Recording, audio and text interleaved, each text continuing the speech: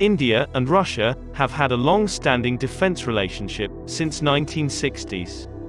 India has purchased the majority of its arms from Moscow, and there are various reasons for this. Prime Minister Jawaharlal Nehru's anti-colonial sentiments set the country on a path to autonomy and self-reliance, but Defence Minister Krishna Menon's socialist leanings moved the country closer to the Soviet Union. India's non-alignment strategy aimed to counterbalance its legacy defence and bureaucracy links with the British and the West by actively building defence ties with the Soviet Union. However, the US-Pakistan alliance was far more crucial. While Nehru was wary of the US and did not want to be drawn into the Cold War, by supporting either the US or the Soviet Union, the US's support for Pakistan pushed India's hand. The United States' collaboration with Pakistan, first through Southeast Asia Treaty Organization, and subsequently the Baghdad Pact, in the 1950s, naturally drove India to lean toward the Soviet Union, to counterbalance Pakistan. Beginning in the 1950s, New Delhi and Moscow began to support each other internationally, with the Soviets quickly adopting the Indian position on Kashmir and casting vetoes in the UN Security Council to back them, and calling for negotiations rather than backing the Chinese over Sino-Indian border disputes. The Soviets were driven by a desire to keep India out of the Western Bloc and to restrain China's growth.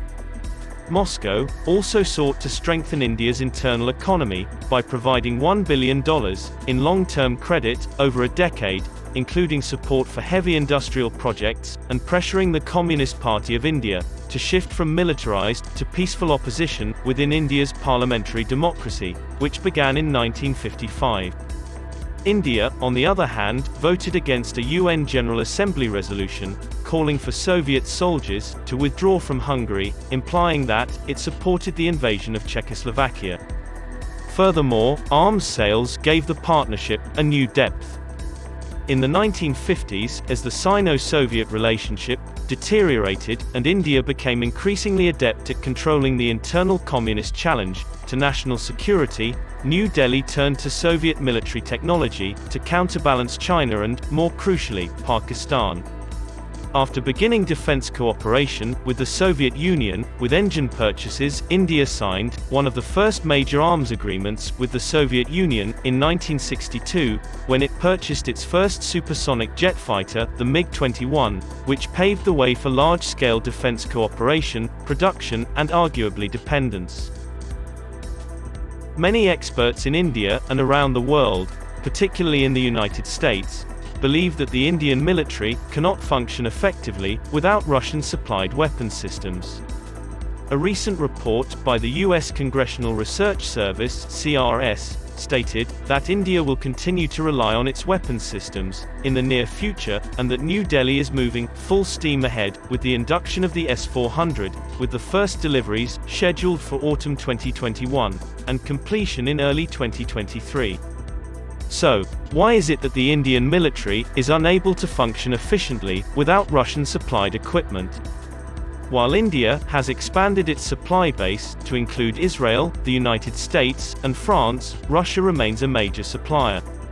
Russia supplies 86% of India's military equipment, weaponry, and platforms.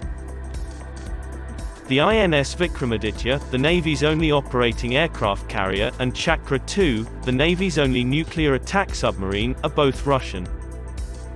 So are the Army's the main battle tanks T-90 and T-72, as well as the Su-30 MKI fighter of the Indian Air Force.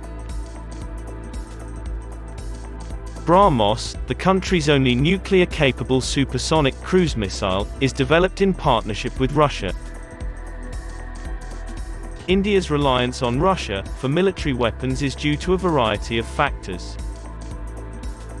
India and Russia have a long-standing defense partnership, and their methods and systems are familiar to one another. Russia gives India with specialized equipment that sets it apart from other countries, such as the S-400 air defense missile systems, nuclear submarines, and aircraft carriers. Each of Russia's systems has advantages and purposes, and they've all been put to good use in developing maximum combat capability, especially when it comes to India's higher-end strike platforms. Despite India's rising mutual solidarity with the United States against China in the aftermath of recent border tensions in Ladakh, its armed forces remain highly reliant on Russian-made equipment, weaponry, and military platforms, which make up the majority of its inventory.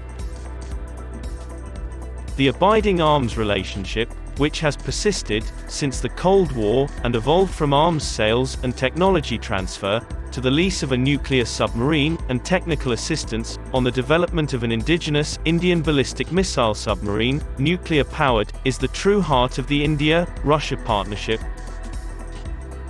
It's possible that the complexity of this relationship wasn't fully realized, or at the very least, was overlooked. Between 1960 and 1990, the Soviet Union is reported to have provided India with $35 billion in equipment, the majority of which was provided without immediate payment, and was paid in Indian rupees, at low interest rates. P.N. Haskar, a former deputy chairman of India's Planning Commission, stated that the Soviet-Russian backing aided India's dignity, sovereignty, and independence.